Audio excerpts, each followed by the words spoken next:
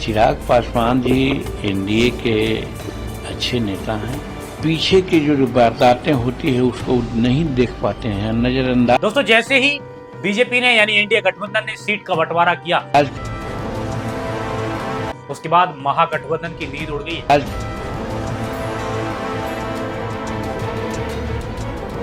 यानी महागठबंधन यानी आरजेडी और कांग्रेस के नेताओं की नींद उड़ गई।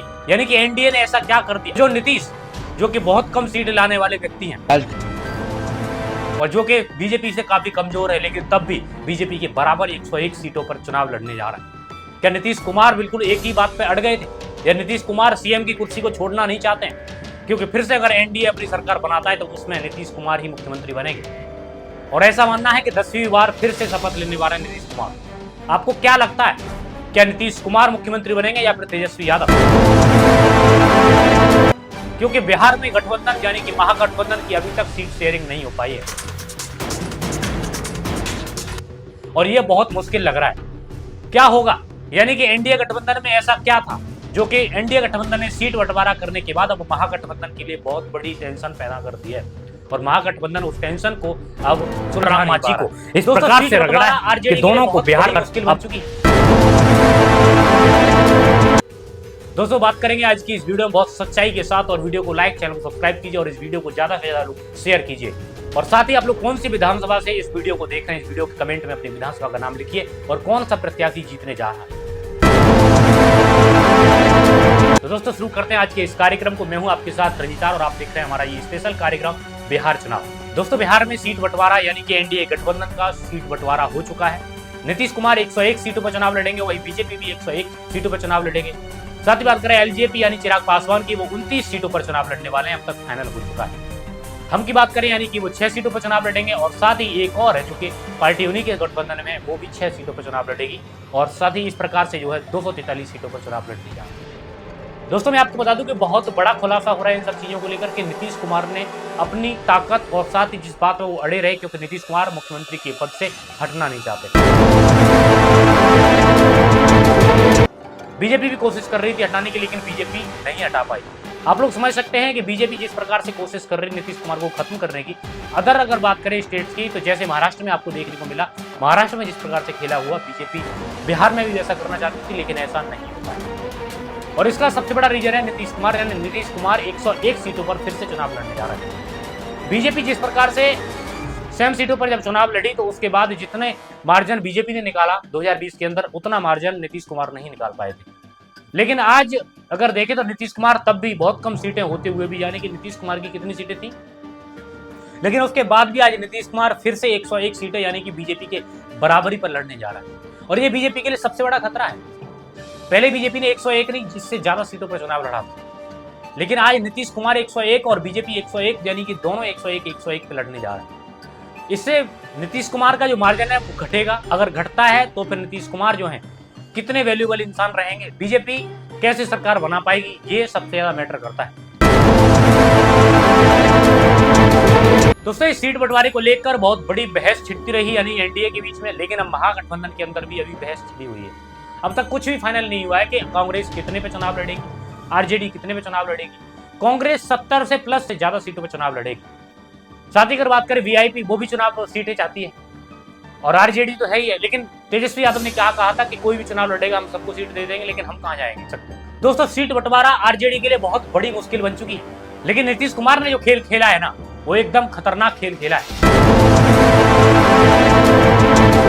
और नीतीश जैसा चालाक इंसान तो शायद ही नहीं हो, क्योंकि पूरी ताकत लगा ली बीजेपी ने नीतीश कुमार को सीटें कम देने के लिए, लेकिन सीटें कम नहीं ली नीतीश कुमार ने।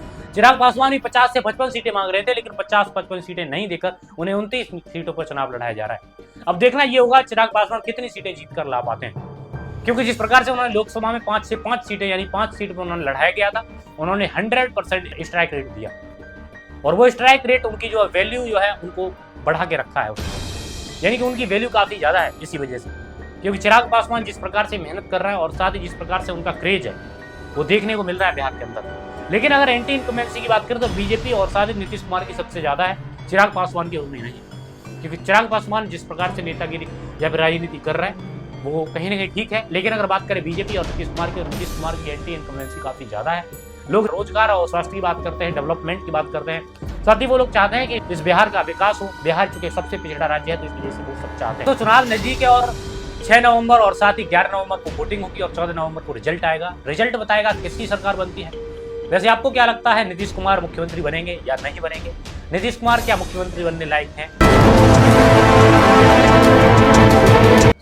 क्योंकि जिस प्रकार से नीतीश कुमार के बारे में आज तेजस्वी यादव जो टिप्पणियां करते हैं वो आप लोग समझ सकते हैं कि कितनी भयंकर टिप्पणियां हैं। यानी नीतीश कुमार अपने माइंड से बिल्कुल अलग हो चुके हैं। और साथ ही अगर बात करें तो अब बीजेपी कई सारे लोगों को जो है टिकट दे रही है, जो कि मैथिली ठाकुर आप लोग जानते हैं लोक गायिका हैं जो कि मिथिलांचल की, और वो जो है चुनाव लड़ने जा रही है।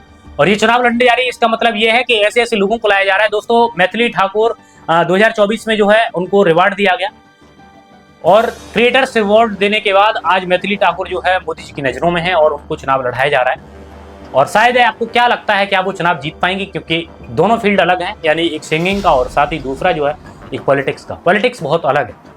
इसी प्रकार से अगर बात करें बिहार में पवन सिंह केसरवाल की जो है वाइफ है वो चुनाव लड़ रही है।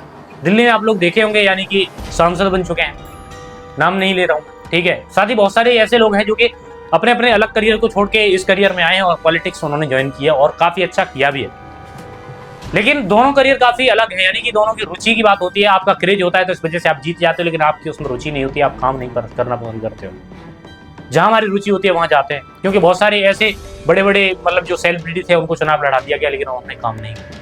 मैथिली ठाकुर की एंटी इनकम्बेंसी यहाँ से काफी ज्यादा हो जाएगी, क्योंकि उनको लोग पसंद करते थे लेकिन अब वो पॉलिटिक्स में आ गई तो इस वजह से उनकी जो फैन फॉलोइंग है वो कम हो जाएगी। और ऐसे ही होता है, अगर आप अच्छे कलाकार हैं लेकिन आपकी फैन फॉलोइंग अच्छी है तो जब आप पॉलिटिक्स में जाते हो तो उस टाइम पर आपकी फैन फॉलोइंग जो है कम हो जाती है। वैसे आपको क्या लगता है, क्या एनडीए सरकार बनाएगा या महागठबंधन? क्योंकि महागठबंधन की सीटिंग अभी तक शेयर नहीं हुई है और महागठबंधन अब तक जो है पचड़े में पड़ा हुआ है। दोस्तों उम्मीद है कि किसको सीट मिलेगी नहीं। वही जनस्वराज की बात करें, जनस्वराज अपनी ताकत लगा रही है पूरी।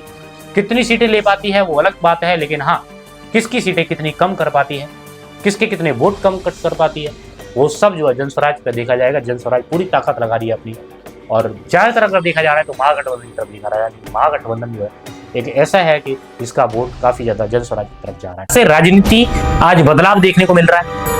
आज बिहार के लोग जो है इंफ्रास्ट्रक्चर, एजुकेशन, एम्प्लॉयमेंट और साथ ही स्वास्थ्य सुविधाएं की बात कर रहे हैं, हेल्थ एजुकेशन की बात कर रहे हैं, डेवलपमेंट की बात कर रहे हैं, ग्रोथ की बात कर रहे हैं। बिहार के आज बिहार जिस प्रकार से पिछड़ा राज्य है उसकी बात कर रहे हैं, उनको आगे लगाने की बात कर रहे हैं। तो क्या ये लोग ला पाएंगे? आपको क्या लगता है?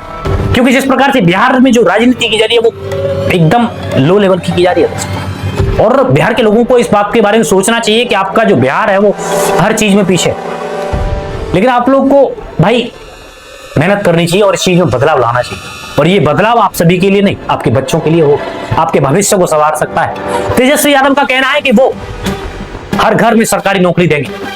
क्या हर घर में सरकारी नौकरी मिल पाएगी? सरकार बनते ही 20 दिनों के अंदर अधिनियम बनाएंगे। जिस परिवार में भी सरकारी नौकरी नहीं है, तेजस्वी उस हर परिवार को एक सरकारी नौकरी दिलाने का काम करेगा।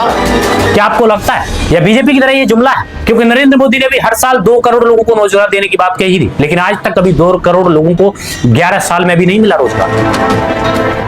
तेजस्वी यादव ने 2500 रुपए हर महिलाओं के खाते में डालने की बात कही है, 30-30 हजार रुपए हर महिला के खाते में डालने की बात कही है। क्या मिल पाएंगे? क्योंकि नरेंद्र मोदी ने भी 15-15 लाख रुपए हर व्यक्ति के खाते में आएंगे ऐसा कहा था, लेकिन क्या किसी के में आए? सरकार बनने के बाद आज तक नहीं आए। दोस्तों इस प्रकार से बयानबाजी की जा रही है। क्या आपको लगता है कि ये राजनीति आज जिस प्रकार से चल रही है, क्या ये इसमें कुछ बदलाव हो पाएगा?